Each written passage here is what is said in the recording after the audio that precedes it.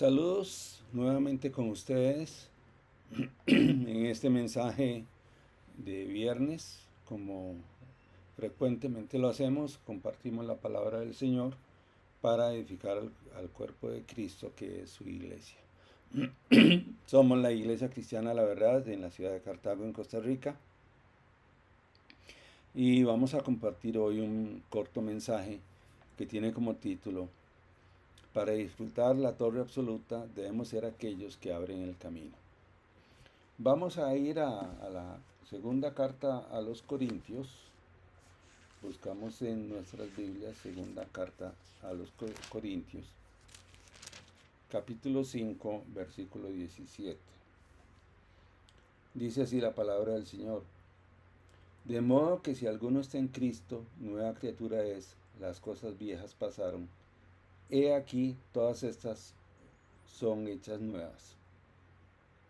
Y el versículo 18 dice: y todo esto proviene de Dios, quien nos reconcilió consigo mismo por Cristo y nos dio el ministerio de la reconciliación. Vamos a orar. Señor, te damos gracias por este día que nos permites compartir tu palabra y ser edificados con ella. Oramos, Señor, para que sean abiertos nuestros corazones, de manera que estén dispuestos y como tierra fértil, Señor, para tu palabra, para que haya abundante fruto, Señor, para tu gloria. Oramos si hay alguien que ve este mensaje y que aún no conoce a Cristo, que sea el momento, Señor, en que pueda recibir la palabra implantada y pedir al Señor que sea su Salvador, y de esta manera sean borrados sus pecados y tenga tiempos de refrigerio. Oramos, Señor, dándote gracias en el nombre de Jesús, que es el Cristo. Amén. Les decía que hoy tenemos como título: para disfrutar la torre absoluta debemos ser aquellos que abren el camino. Antes que nada, alguna definición importante. ¿Por qué decimos torre absoluta? Porque cada creyente, cada persona que ha recibido a Cristo como Señor y Salvador, es una fortaleza espiritual dentro de todo el engranaje, todo el rompecabezas que es la obra y el plan de Dios alrededor del mundo para predicar el Evangelio. Por eso es que hablamos de construir una torre absoluta, una fortaleza absoluta, y que nuestro mayor compromiso debe ser con el Evangelio, y nuestra mayor responsabilidad debe ser con predicar a Cristo como Señor y Salvador, como aquel que solucionó el problema espiritual del ser humano en la cruz del Calvario. Nosotros tenemos, les decía, como los viernes, como casi todos los viernes, porque en algunas ocasiones no es posible hacer, este tiempo de compartir la palabra, de manera que podamos nosotros ampliar los mensajes que la iglesia ofrece hacia las personas. De esta manera le decimos el culto de viernes, sábado y domingo. ¿A qué nos referimos? Que como complemento al culto de miércoles en la mañana, al cual están invitados por supuesto, de domingo en la mañana, donde se comparte el mensaje del púlpito, el alimento principal para toda la semana, también tengamos este tiempo de meditación en la palabra de Dios.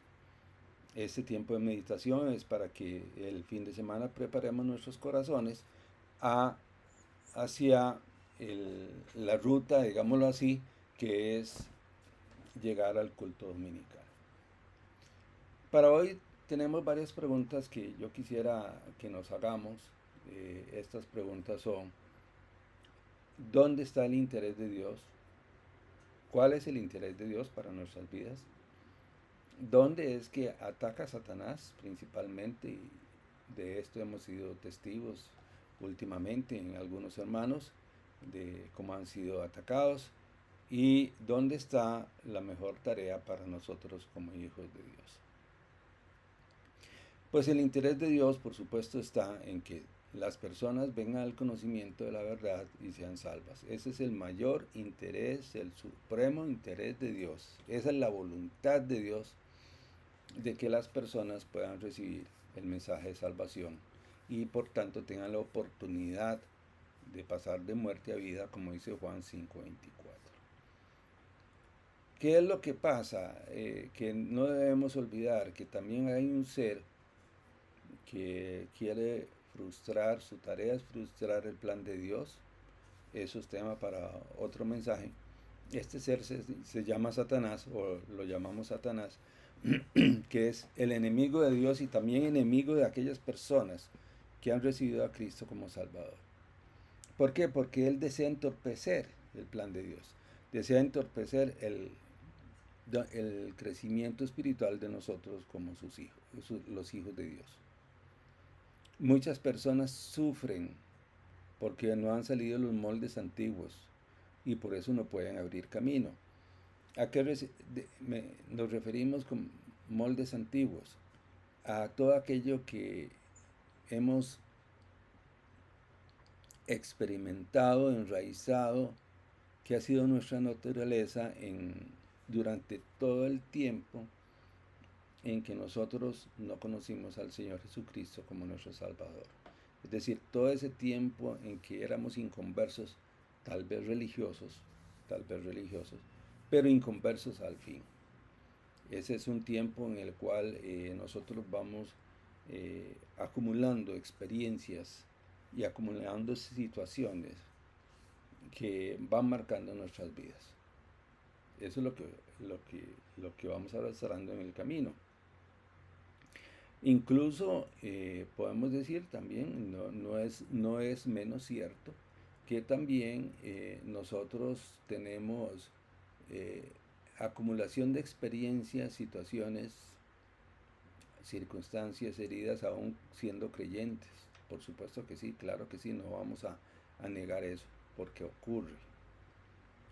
Por supuesto que ocurre, ¿verdad? Entonces, ¿qué es lo que va pasando, verdad? Que estos moldes antiguos, esta vieja manera de vivir, se va manifestando en nuestras vidas. ¿Cómo se manifiesta? Pues por medio de los conflictos que van surgiendo, como les dije, de estas experiencias, de estos moldes, que llevan al estrés y a las distracciones y por tanto a problemas. Por eso es que la iglesia debe dar el mensaje de Dios para que los creyentes puedan ir recibiendo guía espiritual con base en la palabra de Dios, es decir, en la Biblia, en nuestra Biblia, ¿verdad? Vamos a ver, ahí está. Nuestra experiencia de vida debe tener como sustento la palabra de Dios y no puede ser otra. Ese debe ser el manual, llamémoslo así, digamos, manual, es el manual de operación, debe ser nuestro cuaderno de notas, donde va nuestro diario, tal vez mejor esto, nuestro diario debe ser basado en la palabra de Dios, donde vamos escribiendo esa vida y esas experiencias nuevas que van a ir, a ver cómo le decimos, resolviendo, atendiendo esas raíces espirituales que hemos ido acumulando en nuestra vieja vida. ¿Cómo se manifiestan esas experiencias? Pues se manifiestan, se ponen evidencias, como les decía, en los problemas, en los conflictos, también en las disputas, en los celos, en las contiendas que hay entre grupos de personas, divisiones también. En la carta a los Corintios, en la primera carta, el apóstol Pablo hablaba de que en esa iglesia, siendo creyentes, había muchos celos y disputas, e incluso había partidismo. Pues esas son evidencias de raíces del pasado que no han sido resueltas. Pablo escribe, entre otras cosas, esa carta para atender ese problema que había en los hermanos de la iglesia de Corintio. También, por supuesto, Satanás ataca a las personas, a los creyentes, de manera que tengamos una vida triste, una vida de conflictos, una vida que nos distrae el verdadero propósito de Dios, que es comunicar el Evangelio, Y en 2 Corintios también el apóstol Pablo le hace ver a los creyentes que no debemos ignorar las estrategias de Satanás. Y así lo dice claramente 2 Corintios. Por eso es que este ejemplo de la iglesia de Corintios es importante comprenderlo, porque nos pone en prevención de que aún en iglesias cristianas, en lugares donde se profesa la fe, donde hay creyentes verdaderos, puede haber conflictos si no se atienden los problemas y las manifestaciones de esos moldes antiguos, de esas cicatrices que hemos ido acumulando. ¿Cómo podemos ir resolviendo esto? Hay cosas que para el ser humano por sí solo son imposibles, son absolutamente imposibles. Se pierde la esperanza, hay desilusión. La gente se inclina hacia hacer propios esfuerzos, a tomar las cosas según su manera de pensar, según su mejor criterio. Y un creyente no debe ser así. Un creyente debe acudir a la palabra de Dios para poder enfrentar las situaciones y esos viejos moldes, esas raíces que ha ido acumulando a través del tiempo, antes de ser creyente y por supuesto también a partir de que deposita su fe en Cristo. ¿Cuál es la respuesta entonces? ¿A dónde es que podemos encontrar una verdadera respuesta para nuestra vida y para esas circunstancias, moldes y raíces que hemos arrastrado? Pues, como les dije antes, en la palabra de Dios. Y aquí es donde podemos encontrar las verdaderas respuestas para las situaciones que nosotros vivimos.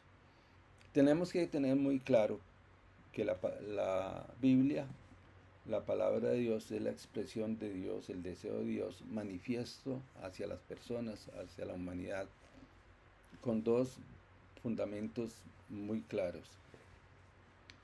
Que conozcamos a Cristo como nuestro Señor y Salvador para poder recibir salvación, valga las redundancias, y también que podamos tener una conducción de vida para esta y la próxima vida.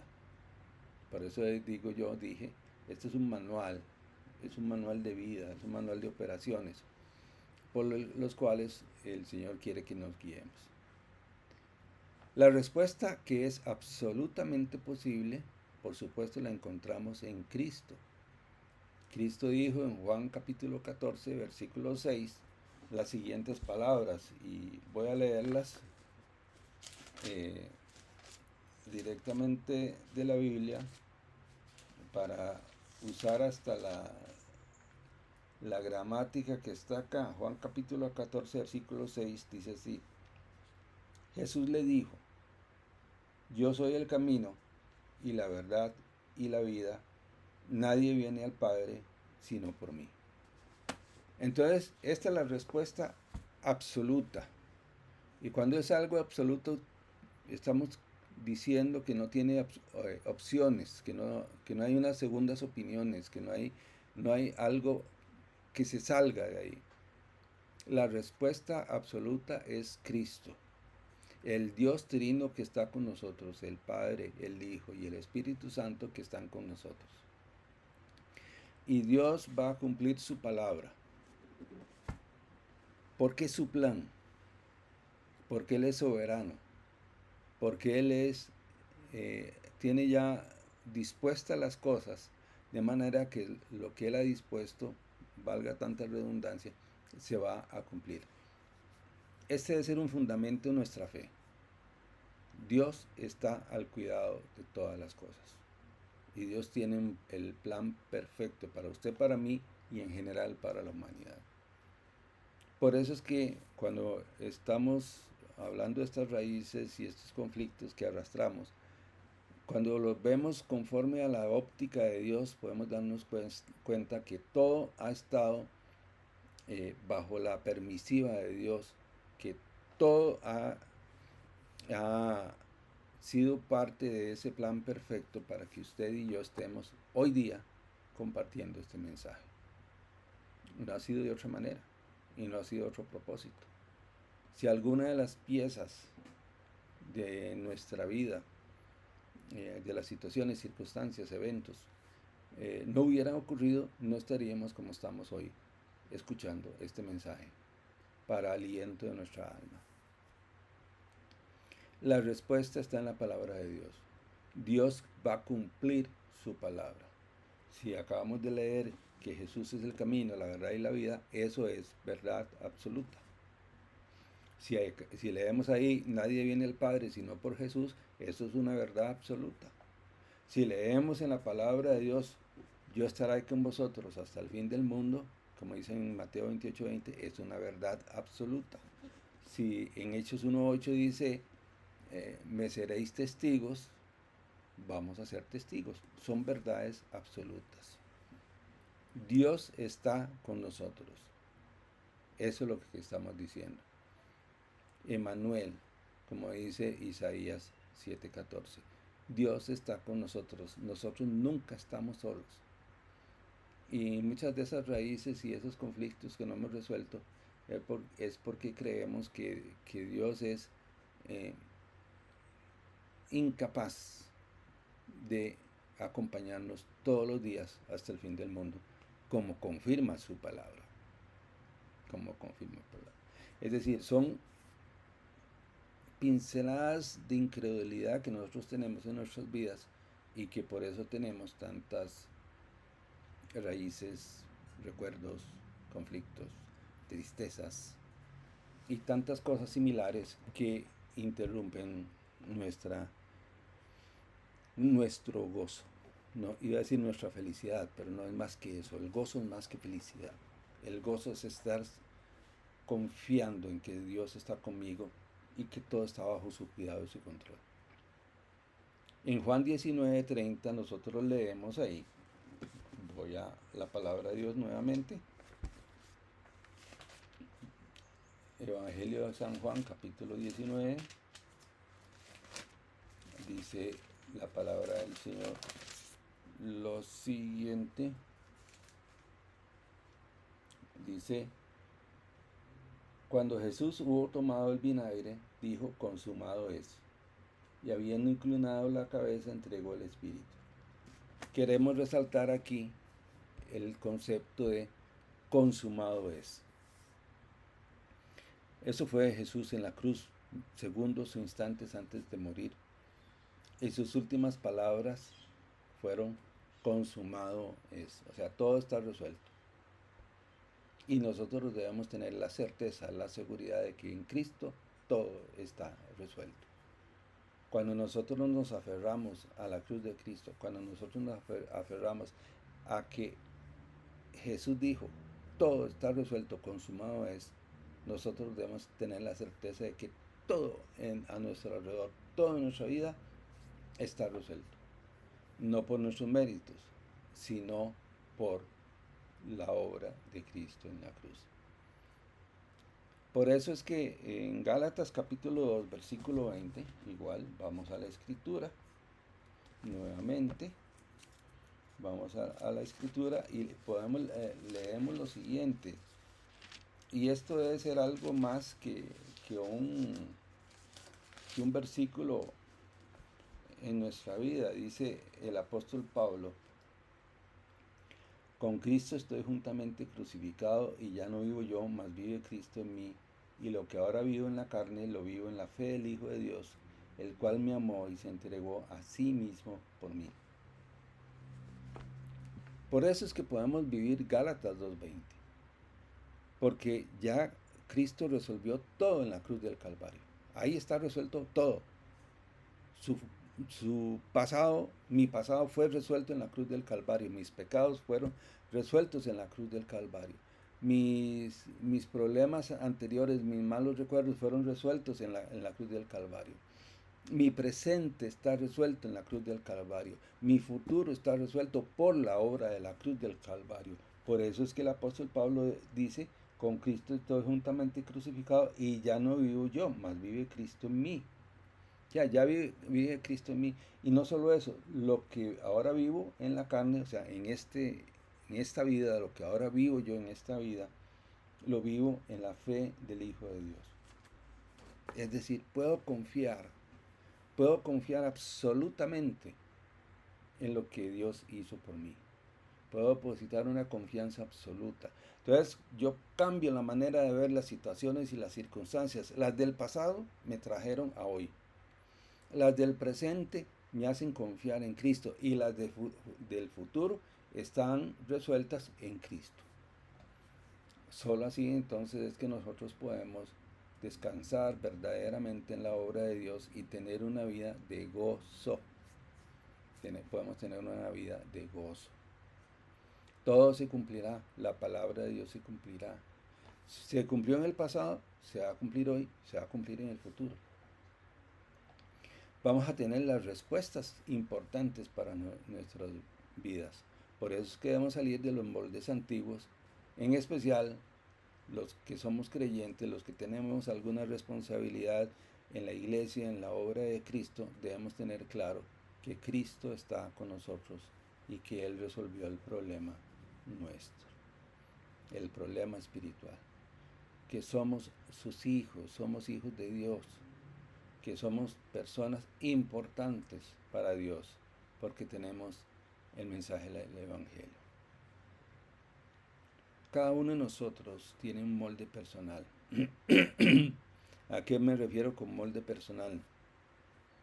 Esa vida propia que hasta el día de hoy, donde estamos compartiendo este mensaje, hemos vivido.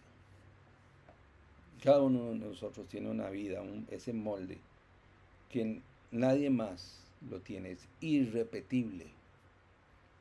Lo que usted vivió, lo que yo he vivido, no se compara, no es comparable, no es lo mismo.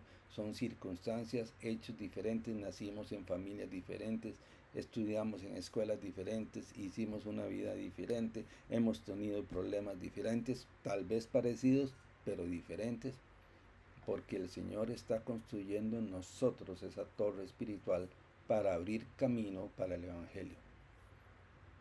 En la Biblia tenemos los ejemplos de los 7 remanentes, que José, que Isaías, que Eliseo, que tenemos a Samuel, etcétera, David.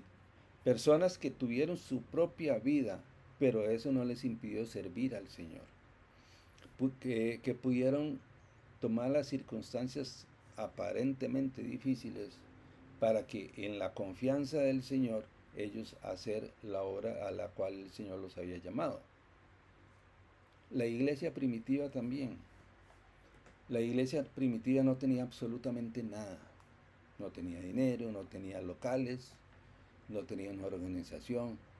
Pero ¿saben qué tenía? La llenura del Espíritu Santo y la oración. En el capítulo 11 de Hebreos se habla de muchas personas. No sé si tengo por aquí apuntado cuántos serán. En alguna Biblia yo tengo anotado, bueno, no es en esta, cuántas personas se mencionan, pero son bastantes. A este capítulo de la 11 de Hebreos se les llaman los héroes de la fe. Personas que la Escritura, el Espíritu Santo destaca como ejemplos de fe para nosotros. Pero ellos tuvieron sus moldes, ellos tuvieron sus vidas, tuvieron sus problemas. Sara, Abraham, Abel, Caín, Noé, José, Moisés, etc. Cada uno de ellos tuvo un problema, tuvo una situación, pero eso no impidió que la obra de Dios se estableciera en ellos, que ellos no pudieran haber construido su verdadera fortaleza espiritual para abrir camino para el Evangelio. También la iglesia tiene su propio molde y nosotros debemos ir construyendo el molde de la iglesia local o la iglesia regional conforme a la guía de la palabra de Dios. Debemos desarrollar la iglesia a partir del aposento alto de Marcos. A partir de ahí y seguir el ejemplo de cómo la iglesia primitiva fue transitando desde Jerusalén hasta Roma. Todo eso tenemos que construirlo, tenemos que construir esa fortaleza espiritual. Tenemos que ver cuál es el campo, la meta y el propósito como iglesia, pero también como individuos. Usted se ha preguntado, ¿Para qué Dios lo tiene en este mundo?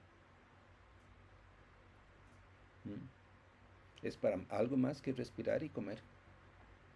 Es para ser sus testigos.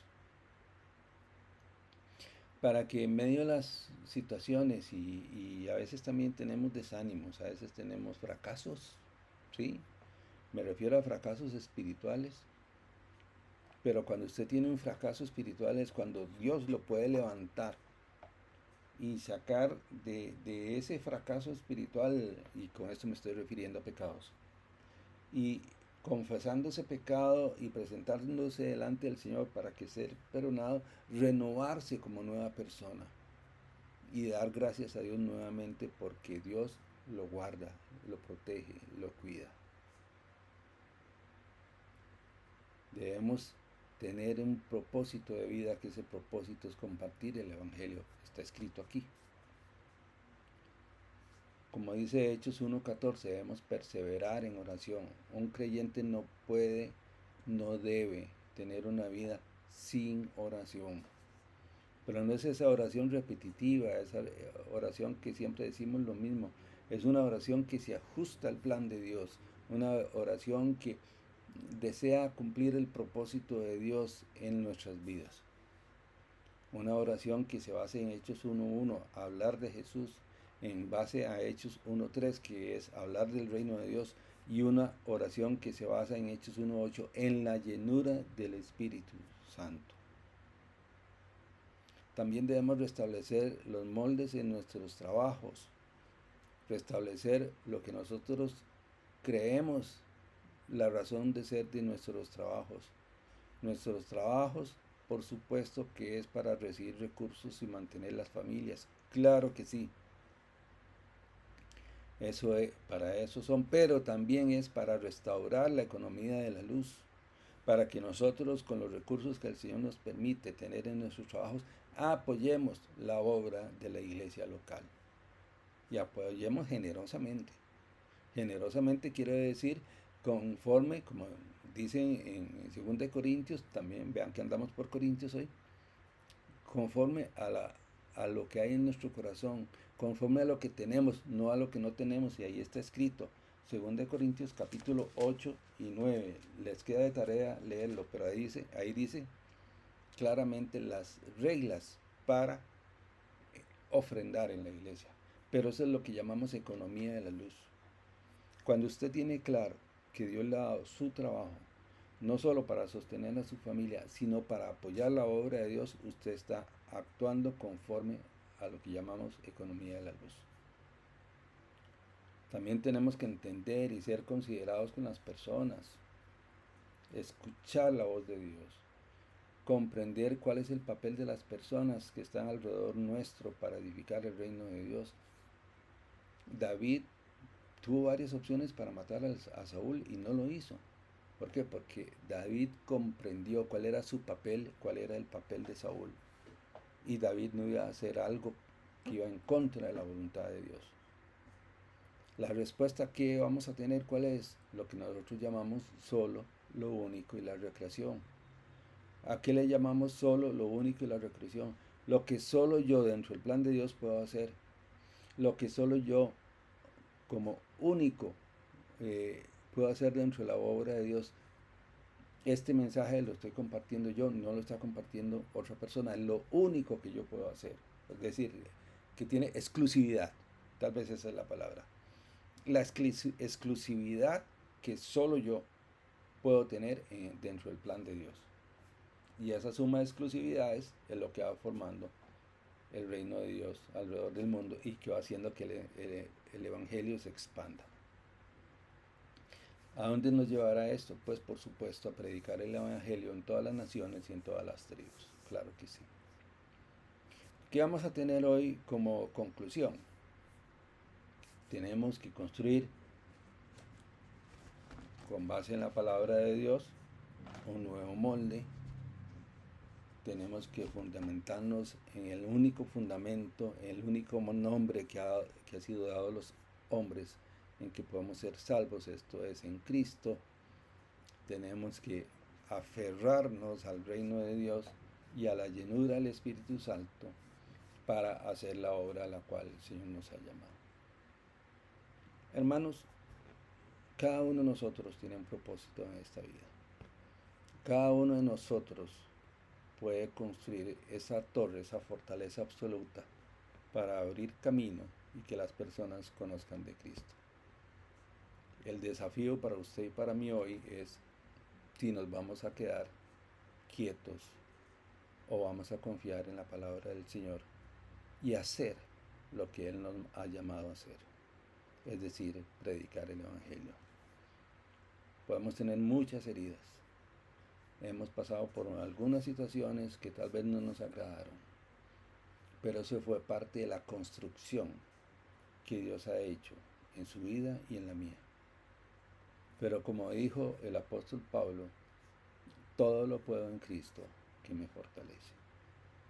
Que el Señor los bendiga, que tengan muy buenas noches y nos vemos en próximos mensajes.